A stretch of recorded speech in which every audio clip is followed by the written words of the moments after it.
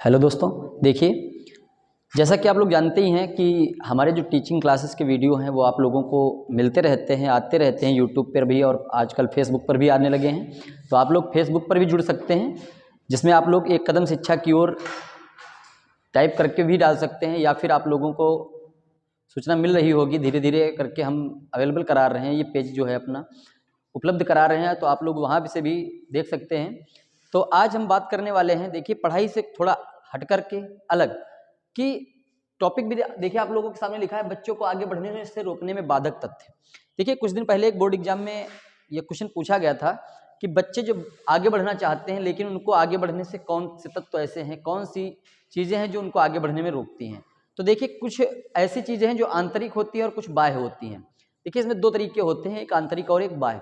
कुछ चीज़ें हैं जो आंतरिक होती हैं, खुद बच्चे के अंदर होती हैं, और कुछ चीज़ें ऐसी होती हैं जो बाह्य होती हैं, यानी कि वातावरण से, समाज से हमें मिलती हैं। तो पहले तो हम बात करेंगे जो हमारे अंदर आंतरिक हैं, जिन पर हम कंट्रोल कर सकते हैं, काबू पा सकते हैं। ठीक है, तो देखिए पहला अगर देखा जाए तो सबसे पहला होता है शर्मीला होना, शर्मीलापन। देखिए कोई भी बच्चा है, बहुत से बच्चे ऐसे होते हैं शर्मीले होते हैं, शर्मीले होते हैं और वो बात अपनी खुल करके क्लास में नहीं कह पाते, अपने टीचर्स के सामने नहीं कह पाते, या फिर कोई चीज़ उनसे पूछी जाती है, उन्हें पता होती है लेकिन वो बता नहीं पाते। तो यही एक कारण है कि बच्चों को शर्मीलेपन के कारण पीछे रहना पड़ता है और वो आगे निकल नहीं पाते। हमेशा खुद के अंदर ज्ञान होते हुए भी वो अपना ज्ञान दिखा नहीं पाते, शो नहीं कर पाते। ठीक है, दूसरी बात ये है कि देखिए कई कारण हैं बच्चों के अंदर इस तरीके से झिझक। देखिए दूसरा एक और कारण हो सकता है, झिझक हो सकती है बच्चों में, झिझक होती है जिसके कारण वो अपनी बात खुल करके नहीं कह पाते, डरते हैं, सारी चीज़ें होती हैं। तीसरी बात एक और है, डर या भय जिसे कहते हैं। तीसरा टॉपिक है भय। देखिए बच्चे के अंदर डर होता है, कोई भी टीचर के सामने बच्चा खुलकर बोलता इसीलिए नहीं क्योंकि अंदर उसके डर बैठा होता है, वो डरता है अपने टीचर से कि अगर हम कोई बात कहेंगे तो हो सकता है पिटाई हो जाए। लेकिन ऐसा होता नहीं है कि अगर आप लोग कोई भी बात पूछते हैं अपने टीचर से, सही होगी या गलत होगी, वो गलत होगी तो जरूर बताएंगे और सही होगी तब भी उसको एक्सप्लेन करेंगे, बताएंगे आप लोगों को कि क्या सत्य है क्या असत्य है। तो अगर कोई भी बच्चा इस तरीके से अपने अंदर, उसके अंदर ये सब तीन कारण हैं, तो वो बच्चा फिर आगे नहीं बढ़ पाता। तो सबसे ज़रूरी बात ये है कि ये तत्व तो ऐसे हैं जो हमारे शरीर के अंदर ही होते हैं, हमारे खुद के अंदर होते हैं, माइंड में होते हैं, और हम खुद ही इन्हें दूर कर सकते हैं। कोई दूसरा व्यक्ति आकर के हमारे इन कारणों को दूर करेगा ऐसा कुछ भी नहीं है। इन सब चीज़ों को खुद ही हमें दूर करना पड़ेगा। अपनी क्लास में या कहीं पर भी आप लोगों को बुलाया जाता है या पूछा जाता है आप लोगों से कुछ भी कहने के लिए, तो आप लोग खुल करके बोलिए, अपनी बात कहिए, या कोई चीज़ नहीं मालूम है तो अपने टीचर्स से उन सब चीज़ों के बारे में ज़रूर पूछिए। ठीक है, तो ये हैं हमारे आंतरिक कारण जिनकी वजह से बच्चा आगे नहीं निकल पाता। देखिए कुछ बाह्य कारण भी हैं जिनके बारे में भी हम चर्चा करना चाहेंगे, यहाँ पर ध्यान दीजिएगा। और बाह्य कारण, ये हमारे बाह्य कारण जो हैं सामाजिक होते हैं, सामाजिक वातावरण में फैले हुए ये कारण हैं, जिनसे सबसे पहले मैं बच्चों से कहना चाहूँगा कि अगर ये बाह्य कारण आप लोगों को परेशान करते हैं तो खुद पर कंट्रोल करना चाहिए। और अगर जो लोग बड़े व्यक्ति हैं जो हमारे वीडियो को देख रहे हैं, अगर वो ये लोग करते हैं तो उनके लिए भी ये वीडियो है कि वो इन सब चीज़ों से बच्चों को दूर रखें। खुद अगर किसी बुराई से ग्रसित हैं तो बच्चों को उस बुराई में ना खींचें। तो ये हमारी दूसरी बात बड़े लोगों के लिए भी है। तो सबसे पहले देखिए बाह्य कारण क्या होता है।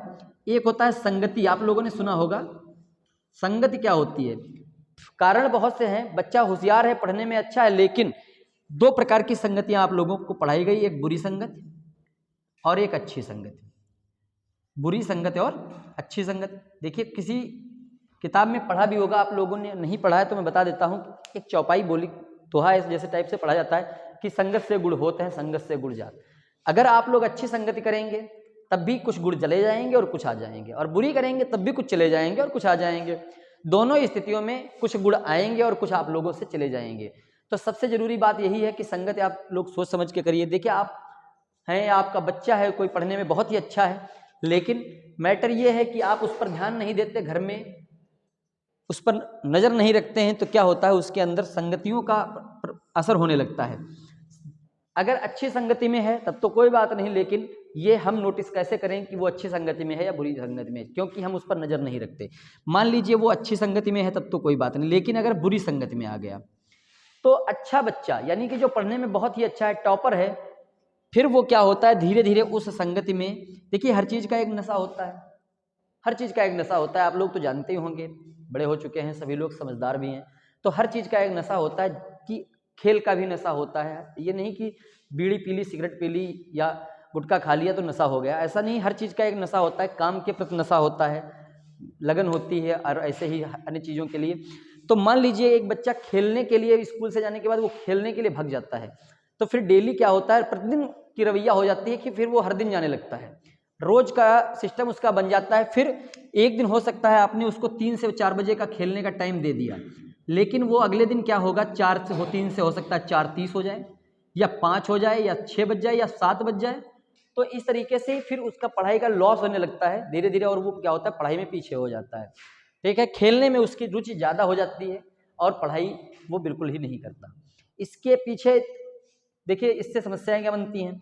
फिर वो स्कूल जाता है, स्कूल में टीचर्स उससे कुछ भी पूछते हैं वो बता नहीं पाता, सुनाई नहीं देता उसको, सुनाता नहीं।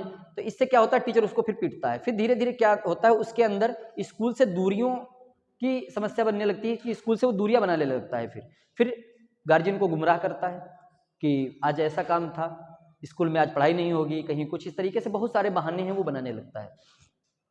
तो आप लोगों को, गार्जियंस जो भी हमारा वीडियो देखते हैं, उनसे मैं गुजारिश करना चाहूँगा कि इन सब चीज़ों पर ज़रूर वो ध्यान रखें कि देखिए हम पढ़ाते हैं, जो हमारे सामने कई सारे ऐसी शिकायतें आया करती हैं, कई सारे ऐसे गार्जियंस हैं जो अपने बच्चों की डायरी पे इस तरीके से शिकायतें भेजते हैं कि ये है वो है, बहुत सारी ऐसी शिकायतें हैं। तो उन पर आप लोग जब थोड़ा सा ध्यान देंगे, स्कूल भी ध्यान देगा, तो बच्चा बिल्कुल ही बुरी संगत में नहीं पड़ेगा। तो दूसरी चीज़ें आप लोगों को बता दें कि अगर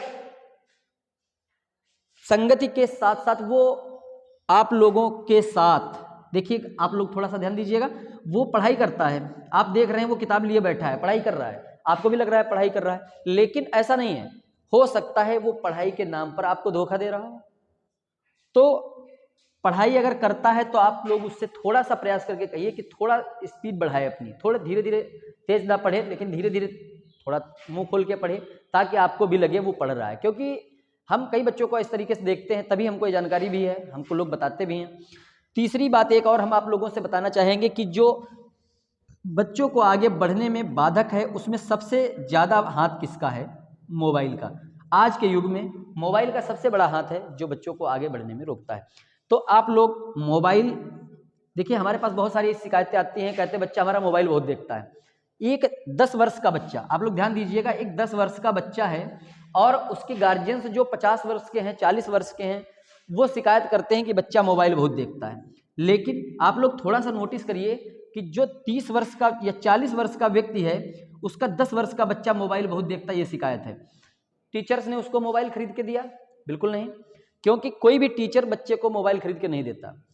मोबाइल बच्चा कहाँ से लाया? कहाँ? आप लोगों से। क्योंकि जो देखिए 40 वर्ष या 50 वर्ष के गार्जियन है, मोबाइल वही खरीदते हैं, उनके ही मोबाइल में बच्चा मोबाइल देखता है। तो सीधा सा अगर कारण देखा जाए तो यही एक कारण है कि गार्जियंस ही अपने बच्चे को मोबाइल देते हैं उनको चलाने के लिए, उनको देखने के लिए, खेलने के लिए। अब क्या कारण है, क्यों देते हैं, ये तो वही जान सकते हैं। लेकिन अगर आप लोग उनको मोबाइल 10 मिनट के लिए देते हैं, 10 वर्ष के बच्चे को 10 मिनट के लिए अगर देते हैं, तो जब वो बच्चा 20 वर्ष का हो जाएगा, अगर हर वर्ष के हिसाब से 10-10 मिनट का अगर जोड़ लें, तब तो 3 घंटे हो गया। तो 3 घंटे तक अगर मोबाइल वो बच्चा देखेगा तो पढ़ाई किस टाइम पे करेगा? तो फिर धीरे धीरे जो 10 वर्ष का बच्चा है, अगर उसको लगातार 2 साल या 1 साल मोबाइल देखने के लिए दिया जाए, तो 1 वर्ष के बाद में निश्चित ये गारंटी है मेरी कि उसे मोबाइल खरीदना ही पड़ेगा गार्जियन को। वो मोबाइल, देखिए फीस जमा करने में बड़ी दिक्कतें होती हैं, लेकिन मोबाइल खरीदने में, फिर उसका रिचार्ज करवाने में बहुत सारे ऐसे कारण हैं जिसमें खर्चे हो जाते हैं। तो आप लोग इस बात का थोड़ा सा ध्यान रखिएगा कि ऑनलाइन पढ़ाई है या अन्य कई कारण है जिसके नाम पर बच्चे मोबाइल ले लेते हैं घर में, कि होमवर्क करना है, ऑनलाइन क्लासेस चल रही हैं हमारी, जिसके लिए वो मोबाइल ले लेते हैं। लेकिन अगर आप लोग उन्हें मोबाइल देते हैं, तो मैं ये नहीं कहता हूँ सारे बच्चे खराब ही हैं या सारे गार्जियंस खराब हैं, लेकिन अगर आप अपना मोबाइल देते हैं, 100% गार्जियन की ये बात मैं करता हूँ कि अगर आप उन्हें मोबाइल देते हैं इसलिए कि वो होमवर्क करना है या उनकी ऑनलाइन क्लास चलती है, तो आप लोग थोड़ा सा उन पर नोटिस जरूर करें, ध्यान जरूर दें कि क्या वास्तव में ऑनलाइन क्लास ही चल रही है या फिर होमवर्क किया जा रहा है या फिर गेम खेला जा रहा है, क्या किया जा रहा है मोबाइल से। तो जब तक आप इसके बारे में बात नहीं करेंगे, ध्यान नहीं देंगे, ये एक वास्तव में बहुत ही गंभीर चर्चा का विषय है कि आपके बच्चे ज़्यादा मोबाइल देखते हैं। क्योंकि छोटे छोटे बच्चे हमारे पास स्कूल में बहुत सारी शिकायतें इस तरीके से होती हैं कि 5, 6, 7 साल 8 साल के बच्चे की इतनी ज़्यादा शिकायतें मोबाइल देखने की, टीवी देखने की, पढ़ाई के नाम पर कुछ भी नहीं, लेकिन शिकायतें इतनी ज़्यादा। तो ये शिकायतें मेन कारण यही है कि मोबाइल ज़्यादा गार्जियन देता है। तो सबसे पहले मैं गार्जियन से कहना चाहूँगा कि अपने ऊपर वो कंट्रोल करें, बच्चे को कम से कम मोबाइल से दें, मोबाइल से बच्चे को दूर रखें, क्योंकि दबाव आप उन पर बना सकते हैं, ये 100% आप लोग जानते हैं। बच्चा आप पर दबाव बनाता है, ये आपकी ही कमी होगी। तो आप उस दबाव को अपने बच्चे के ऊपर बनाइए, क्योंकि शुरुआत से ही अगर आप दबाव बनाकर चलेंगे तो आगे चल करके दिक्कतें नहीं होंगी। दूसरी बात ये है कि अगर मोबाइल देते भी हैं तो उनकी चर्या, जो दिनचर्या है, जो उनका सिस्टम है, उस पर आप लोग जरूर ध्यान दें कि किस लिए मोबाइल लिया गया है। ठीक है, तो ये सबसे ज़रूरी बात। और देखिए, बहुत से गार्जियंस हमने देखा भी है, बहुत से ऐसे लोग हैं जिनके घर में आज तक टीवी नहीं खरीदी गई, टीवी नहीं है उनके घर में। मैंने बात की तो कहते बच्चे पढ़ रहे हैं इसलिए मैंने टीवी नहीं खरीदी। टीवी नहीं खरीदी बट मोबाइल देखे खरीदा, 2 एंड्रॉयड फ़ोन उनके घर में, 3 मोबाइल हैं, तो टीवी खरीदने की क्या जरूरत है जब मोबाइल इतने सब लेकर रखे हैं। बच्चा टीवी का क्या करेगा, मोबाइल में तो आजकल बहुत सारी सुविधाएं, टीवी में गेम भी नहीं खेल सकता, लेकिन मोबाइल में तो गेम ही खेल रहा है। लाइट नहीं आ रही तो टीवी नहीं चल रही है, लेकिन लाइट नहीं आ रही तो मोबाइल चल रहा है।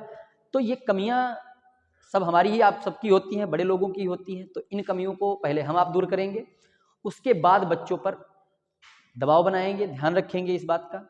तो आप लोग समझ ही गए होंगे कि बच्चों को बाधक होने में, आगे बढ़ने में कौन कौन सी चीज़ें बाधक हैं, कौन कौन सी ऐसी चीज़ें जो बच्चे को आगे बढ़ने में रोकती हैं। उनका मोबाइल के प्रति अट्रैक्शन जो है, ये सबसे बड़ी बात है, बच्चों के लिए बाधक है। तो आप लोग इस बात का विशेष ख्याल रखें। और हम आप लोगों से रिक्वेस्ट करना चाहेंगे कि अगर आप लोग हमारे वीडियोस देख रहे हैं और हमारे चैनल पर नए हैं अभी, तो हमारे चैनल को सब्सक्राइब कर लीजिएगा। वीडियो पसंद आया हो तो लाइक करिएगा। अगर हमारे द्वारा दी गई जानकारी आपके बच्चों के लिए और आपके सभी के लिए हितकर है तो आप लोग वीडियो को लाइक ज़रूर करिएगा और सब्सक्राइब करिएगा। आज के वीडियो